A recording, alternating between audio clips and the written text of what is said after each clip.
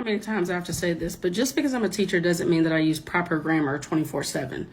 I have my associate's degree, I have my bachelor's degree, I'm almost done with my graduate degree, thank goodness. But I have watched hundreds of different presentations from a variety of individuals with a variety of education.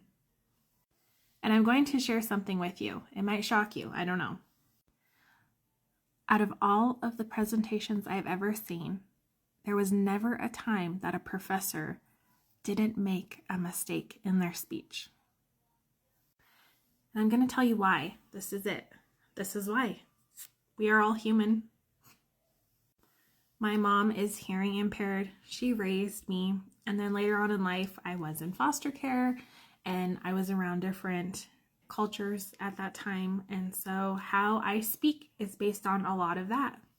And I would hope that when I teach my students and I make mistakes or I say something differently, that they're like, oh, my teacher is a human. And if I go to speak and I make a mistake, then it's not a big deal because I'm also human and I'm allowed to make mistakes.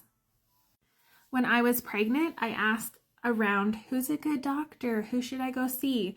And I had about 10 different people tell me, you should go see this doctor. So I go in to see him, right? I'm waiting in the waiting room and I get in the room and I meet him. And you know what nobody said to me was, there was one thing that when I asked around, not one single person said to me, hey, this doctor has a lisp. Nobody said that to me.